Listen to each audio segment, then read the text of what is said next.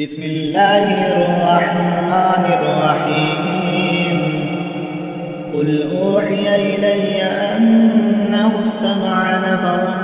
من الجن فقالوا إنا سمعنا قرآنا عجبا يهدي إلى الرشد فآمنا به ولن نشرك بربنا أحدا وأنه تعالى جد ربنا ما اتخذ صاحبة ولا ولدا وأنه كان يقول سفيهنا على الله شططا وأنا ظننا أن لن تقول الإنس والجن على الله كذبا وأنه كان رجال من الإنس يعوذون برجال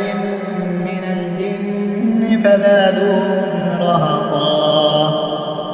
وأنهم ظنوا كما ظننتم أن لن يبعث الله أحدا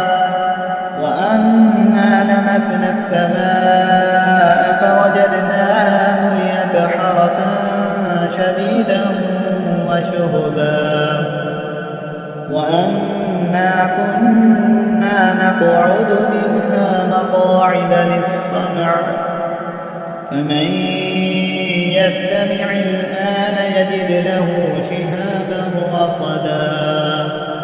وأنا لا ندري أشر نريد بمن في الأرض أم أراد بهم ربهم رشدا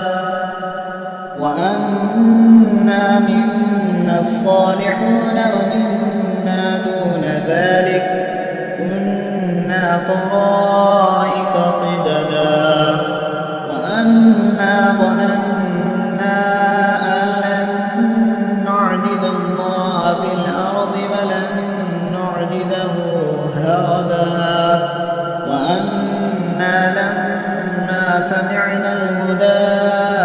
آمنا به فمن يؤمن بربه فلا يخاف بخسا ولا رهقا وأنا منا المسلمون ومنا القاسطون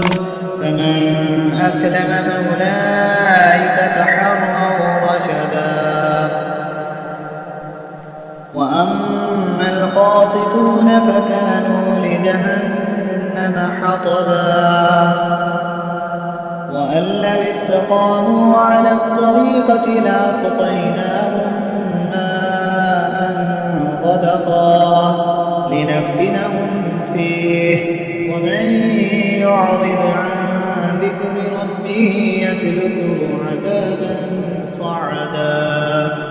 وأن المساجد لله فلا تدعوا مع الله أحدا وأنه لما قام عبد الله يدعوه كادوا يكونون عليه لبدا قل إنما أدعو ربي ولا أشرك به أحدا قل إني لا أملك لكم ضرا ولا رشدا قل إني لن يجيرني من الله أحد ولن أجد من دونه ملتحدا إلا بلاغا من الله ورسالاته ومن يعص الله ورسوله فإن له نار جهنم خالدين فيها أبدا حتى إذا رأوا ما يوعدون فسيعلمون من أضعف ناصرا وأقل عددا قل إن أدري أقريب ما توعدون أم يجعل له ربي أمدا عالم الغيب فلا يظهر على غيبه أحدا إلا من ارتضى من رسول بين يديه ومن خلفه رصدا ليعلم أن قد أبلغوا رسالات ربهم وأحاط بما لديهم وأحصى